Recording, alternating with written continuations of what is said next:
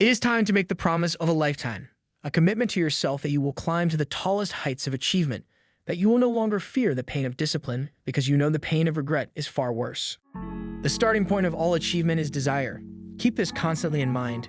Weak desires bring weak results, just as a small fire makes a small amount of heat. Without desire, there is no fire.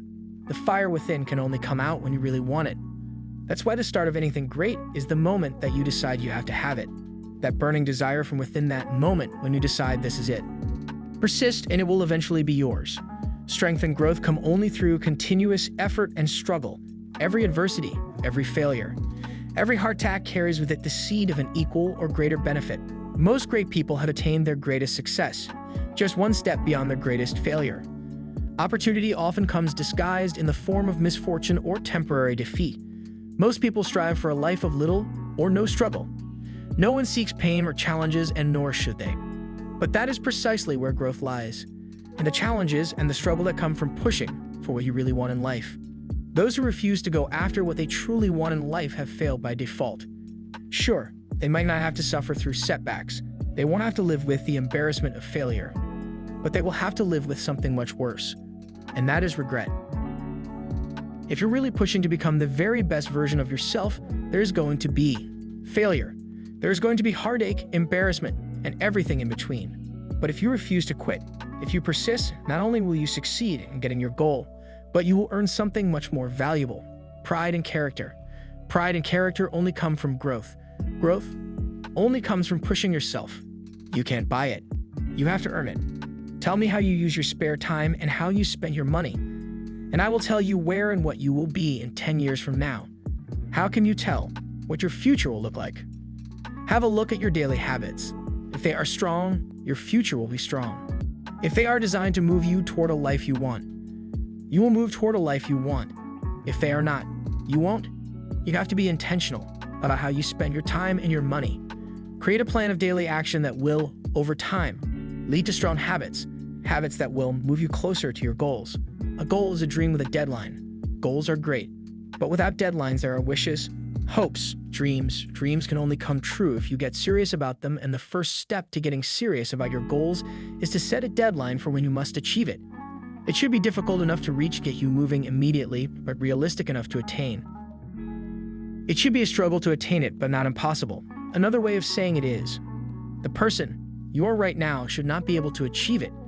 You will have to grow into someone else entirely by pushing yourself in a positive way to make sure it's achieved. That is a goal. When defeat comes, accept it as a signal that your plans are not sound.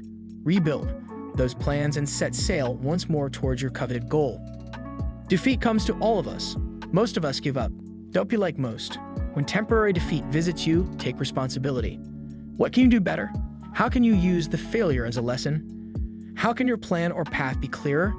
Next time around, do not give up. Shock everyone with your persistence and shock them with your results the second time around. Whatever the mind of man can conceive and believe, it can achieve. There are no limits to the mind, except those we acknowledge. Napoleon Hill believed there were no limits. Most of the greatest people in history refused to entertain the limits of the majority. If they did, they would never have been great, and we perhaps would never know they existed. Refuse to accept the limits of your family, friends, or society. If it's never been done before, believe you can be the first. If no one believes in you, be the one who starts. It is very clear that mindset is the greatest asset you can have. If you want to do great things with your life, develop that mindset. Believe in yourself and become unstoppable. The ladder of success is never crowded at the top, because most people settle. Most people settle before getting on the ladder. They settle in their job. They settle in their relationships. They settle in their health. They refuse to put in the effort. Be one of the few who aren't afraid to take the harder path early on so you can enjoy the easier path later in life. Keep climbing that ladder, and when you get to the top, see if you can inspire someone else to work their way up too. It takes half your life before you discover life is a do-it-yourself project. If you do not conquer self, you will be conquered by it. This life of yours is exactly that, yours. It's yours to create whatever you want of it. If you want a great body, that's your responsibility.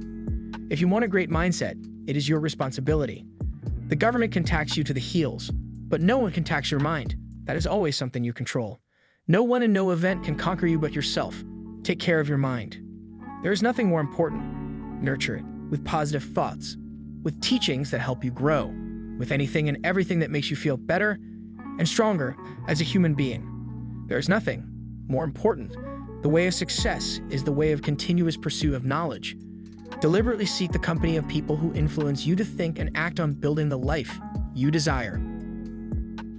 Education comes from within. You get it by struggle and effort and thought. No one ever got ahead by acting like they knew everything about everything. Be humble enough to know you don't know everything. Be curious enough to seek new knowledge everywhere you go. In books, in teaching, and in everyone you speak with, there's always something to learn from everyone. Surround yourself with mostly people that will either enhance your future or make you feel good in the present.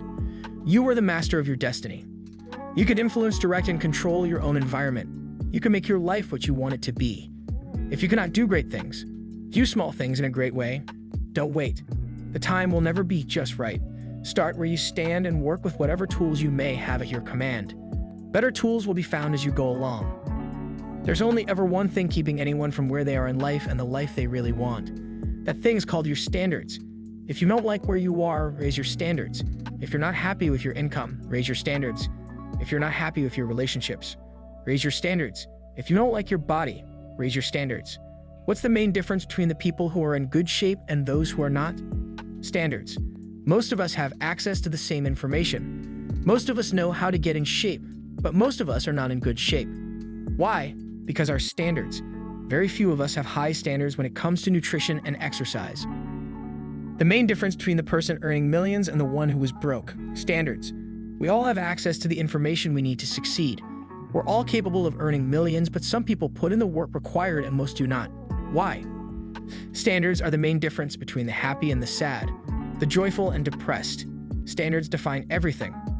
Standards determine whether we will take the risk or put in the work, or suffer for years in the pursuit of our dreams.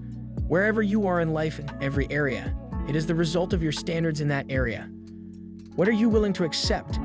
In the dictionary, they define standards as a level of quality or attainment, meaning whatever level of quality you demand from your life is what you get out of it.